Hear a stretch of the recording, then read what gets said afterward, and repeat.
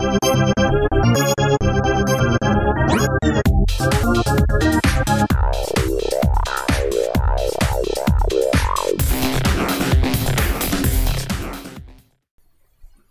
guys, welcome to another episode of Bigman Gaming. This is episode 3, and I'm here with my special guest, Seth, who is a longtime friend of mine and actually brought attention to me some details about a gaming company in an email, and he actually sent this email before I even started episode 1.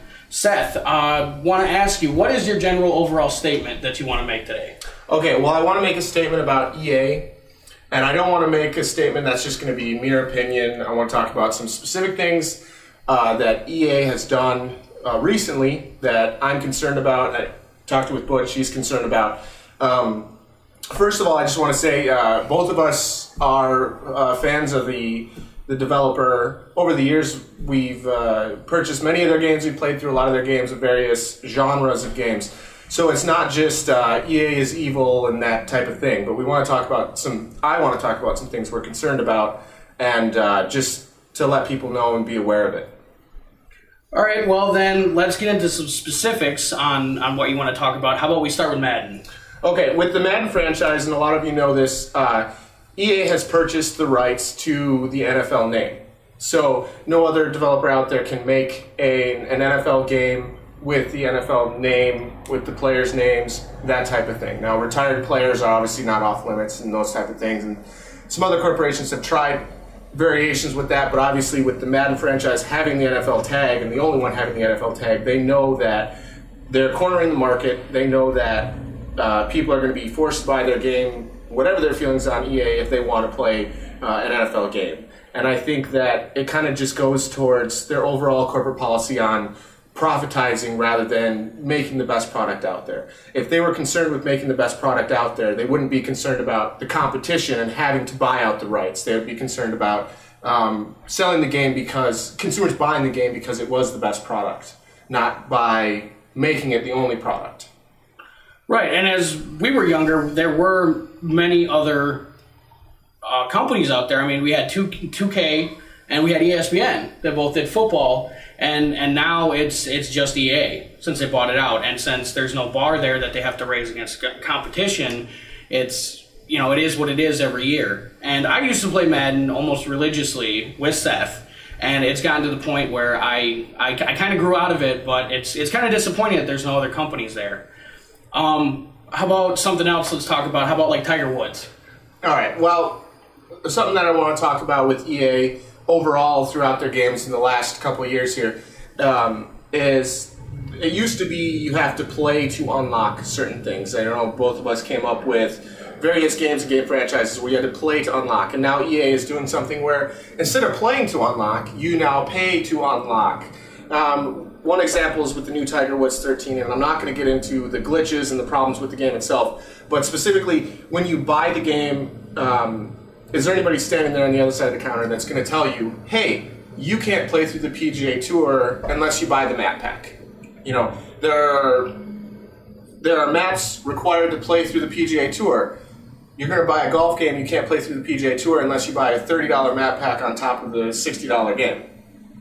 You know, and so the expenses are just they're going beyond the game now. And it's, necessary to play the game and not just other things like t-shirts and strategy guides that you might purchase because you want to. It's a necessity to play the game. Yeah, and I kind of agree with that. I mean, how would you feel if you pick up your brand new favorite game that you've been waiting for and you get halfway through the campaign, nobody tells you ahead of time, but you get halfway through the campaign and all of a sudden a pop-up comes up and says, well, now you have to buy the extra half of the game. And the game is already there. It's already on the disc. It's just they want to get more money from you. Oh, absolutely. And there's various examples. The new NCAA football 13, they had the big gimmick about playing with the Heisman Trophy winners over the years, with the Barry Sanders, with the Robert Griffin III. Well, they have a myriad of Heisman Trophy winners to choose from, but several of them are locked content that you have to purchase post-game. They don't come with the game. They're on the disc, don't come with the game. Another example of this is pay to unlock as opposed to play to unlock. is when you're doing the Road to Glory, you can now purchase your player's his caliber rating. So instead of, as a high school player, working your way up, playing through the practices, playing through the games, trying to get your character up to a high level so that you can get picked up by a top school, now you can just pay EA money and automatically get a fully developed running back or a quarterback or whatever it is you're trying to play. So as opposed to the way we grew up, where you played the game, you earned the right to do certain things within the game. Now you just pay to do it, and it's like purchasing a WoW character at level 85. You didn't build that character up to level 85. You just purchased it from somebody else.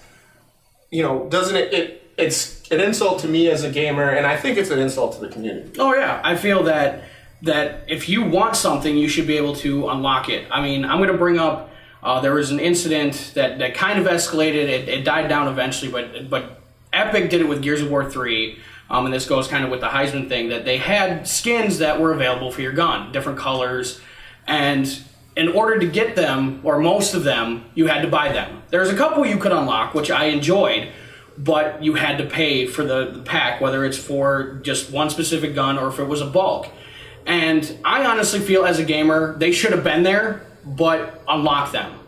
Not have to pay an extra $20, $24, whatever it was, to unlock them. That's shelling out more money on top of already however much money that I did on top of it. Right. And I won't say that, I am all for DLC. If you have an idea that you make after a game, by all means, present it. If it's something you had no idea you were going to do, that's fine. As an example, with Bethesda, some of the DLC for Elder Scrolls 4 wasn't originated necessarily with ideas from Bethesda. Some of it was fan-based creations that eventually they turned into DLC for the console version. Originally came out on PC. But some of those ideas that were created by fans, Bethesda turned it into DLC for the console users. And I think that is a great example of how DLC can be something that's really good. Yeah, they did it on Fallout 3 also. You got to the end, the player then chose whether they or the other person was going to go in and shut down the reactor, and then it ended. And people didn't like it, so they decided, hey, we'll make an expansion where it goes further. And I understand that. That's perfectly fine. Borderlands 1 did it, where people got to the vault, they were disappointed what was in the vault, so they made General Knox. Once you beat the enemy, you had this huge vault of weapons to select from. And that's understandable. But when you get a game that they put something on the disc, it's already there, but you have to pay for it to unlock it. That is bogus. Another example of something that EA is doing to kind of more profitize their games and continue to market to you after you purchase the game. And when you log on and you now have to have this EA League Pass, or I think is what it's called. And if you don't purchase the game new, you got to pay for the League Pass. And without that, you can't even purchase things like the extra Heisman players. There are recruitment tools when you're doing Dynasty mode. There are other things. You can purchase these tools rather than playing to unlock them. You can purchase from EA to make the game easier to play. Now, doesn't that just insult you a little bit? Like, hey, I get it if you're not good enough to earn these things within the game, so we'll just give you the option to buy them. What is that? What kind of message is that sending to the community? It's pretty much a lazy man's route. Oh, absolutely. It's like, you don't even want to try. Well, here you go. Go ahead and buy it. And with the League Pass, that kind of goes on with the Online Pass, which I know how I feel about it. But go ahead and tell them what you feel about the Online Pass. Well, I think it's gonna. They're trying to kill the market of used games. I mean, think about it in context of, you don't purchase the game new. Now you got to buy a pass, all right, to do anything online with the game. So you get a used copy of Tiger Woods. Now you got to buy the pass, otherwise you can't get the map pack. Okay, so now you got to pay for the map pack and the pass. Now, what if you're a GameFly user? Okay, what if you rent games and play them? What if you go to GameStop and you buy the used games? All of these things EA is doing with these passes to get that extra money out of you that you didn't spend on the new game. So now, maybe you pay $30 for a used game because it's a year old, but now you got to pay $10 just to use the content that was originally designed with the game. And I think that's really going to hurt the used game market, and I think that's a really underhanded way. Again, it's a way to try to suck money out of the market. It's not concerned with making the best product. So if you make the best product out there, people are going to buy it. But they're not concerning themselves with making the best product. They're concerning themselves with continually, how can we just make money? And they're trying to make money by eliminating the competition, trying to make money by hidden fees. And people need to be aware of what they're buying when they go out and they get the new EA games. That's a very good point. And I will say, as EA, they're a big company, so they're going to set the standard. People are going to look at this company and say, hey, they're doing it, well, why not us? That's the way industry works. As it would affect the community as a whole, there's other game companies that are starting to do it. THQ is one of them. Saints Row the Third. In order to play online, you had to have an online pass. And a lot of the content, yeah, they had DLC, which was cool, but the content that is on the game, they have what's called an unlockable pass, where anything that you would get from playing through the game, which I was talking about, where you play through to get the stuff, well, now you can just purchase it. Right. On top of that, instead of playing, you buy the unlockable pack, and now you unlock everything. And at least to me, and I think to gamers, that should be an insult. It really should. To see all the people that didn't play through the game, but, they want the stuff anyway. They just purchase it. Oh, and it's getting to the point where single-player games are. I mean, Darksiders 2, which is another THQ game, single-player game. The only online aspect to it is you can send weapons to a friend. That's it. Right. At all. Otherwise, single-player. You can't play with another player, nothing. It is a single-player game, but yet you have to have an online pass to play. And if you don't purchase the game new, what happens? Exactly. And EA did that with Mass Effect 2. It was a completely single-player game. I mean, 3, I will grant, they added the multiplayer aspect. But 2 was single-player, but you had to have the Cerberus Pass, which is the online pass, in order for you to play it. Okay. What is the point of that? Making money. Exactly. Making money. So, as a general statement, we want to say, for you consumers, you customers, you gamers, what you're doing, be aware of what you're buying, be aware of what you're letting yourself get into. That's right, because when you purchase these games, it drives the market a certain direction. And, hey, if EA makes the best game out there, by all means. I'm not trying to tell you don't buy their game.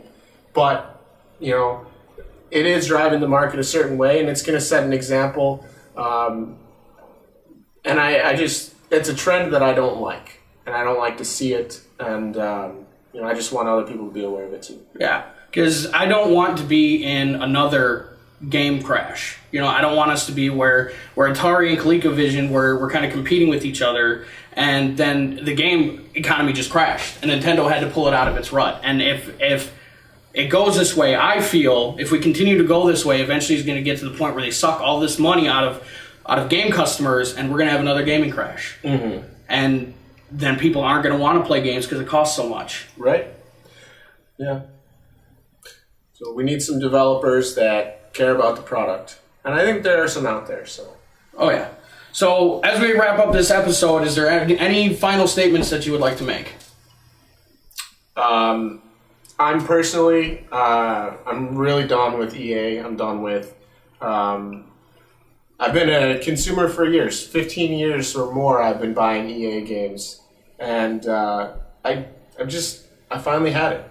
I'm not saying I'll never play one again. I'm not saying I'll never purchase one again. But as of right now, I'm going to take a break from it. Step back and, see what happens with the market. See what happens with the new direction EA is going if they continue down this path. But I'm seriously considering, not purchasing any more of their games. All right. Well, you guys, I just want you all, as my viewers, to let you know, be aware of what you're buying, be aware of what you're getting into. This is going to wrap up this episode. Thanks for watching Bigman Gaming. I am the Bigman Gamer. Next week, we will go into a review of the expansion for World of Warcraft. I hope to see you guys there.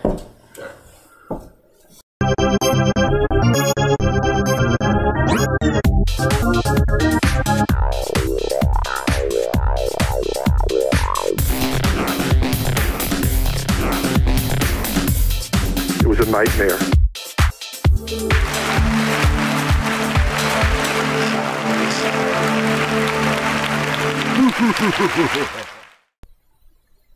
Hi guys, welcome to another episode of Bigman Gaming. Shit.